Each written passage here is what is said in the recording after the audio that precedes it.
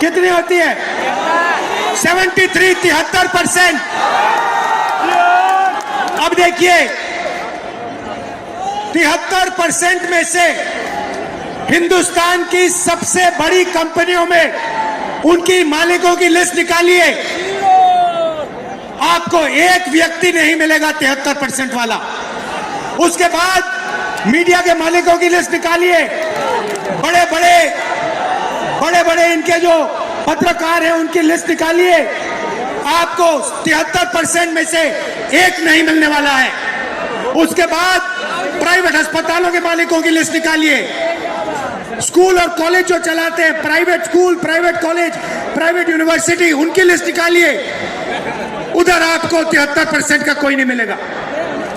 उसके बाद जो हिंदुस्तान को 90 ब्यूरोक्रेट चलाते हैं IAS वाले, उनकी लिस्ट निकालिए, उधर आपको 3 पिछड़े वर्ग के लोग मिलेंगे, 3 दलित मिलेंगे और 1 आदिवासी मिलेगा। और अगर हिंदुस्तान की सरकार 100 रुपए खर्च करती है, बजट में अगर 100 रुपए खर्च होते हैं तो 73% की 6% की 6 रुपए की भागीदारी बनती है। तो ये जो 73% है और उसमें अगर आप जोड़ना चाहते हो तो गरीब जनरल कास्ट के लोगों को भी जोड़ लो। इनके लिए इस देश में कोई रास्ता नहीं बचा है। पहले क्या होता था? पहले पब्लिक सेक्टर होता था, उसमें गरीबों को रास्ता मिलता था, नौकरी मिल जाती थी, सरकार में रोजगार मिल जाता था, जैसे बिहार में तेजस्वी जी ने किया, जैसे छत्तीसगढ़ में हमने किया, कर्नाटक में, तेलंगाना में हम कर रहे हैं।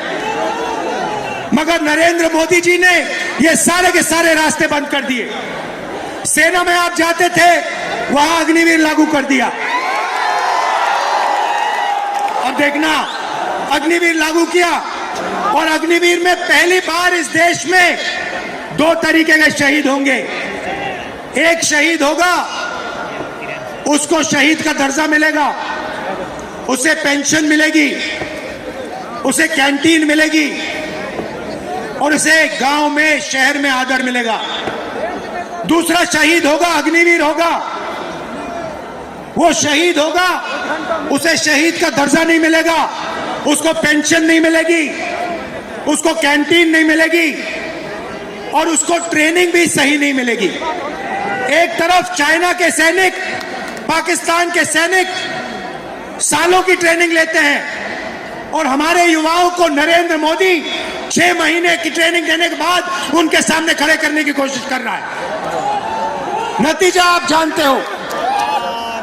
मैं ज्यादा नहीं बोलना चाहता हूं क्योंकि लालू जी को बोलना है। ये देखो,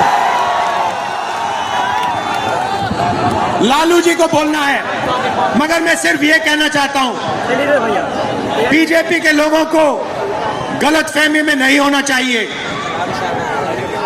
हम लोग बीजेपी से, आरएसएस से नहीं डरते। हमें कोई फर्क नहीं पड़ता। हम देश के लिए लड़ते हैं, हम देश के लिए मरने के लिए तैयार हैं और हम बीजेपी को, आरएसएस को यहां से हटा के इंडिया की सरकार बनाकर दिखाएंगे। आप सबका दिल से बहुत बहुत धन्यवाद। नमस्कार, जय हिंद।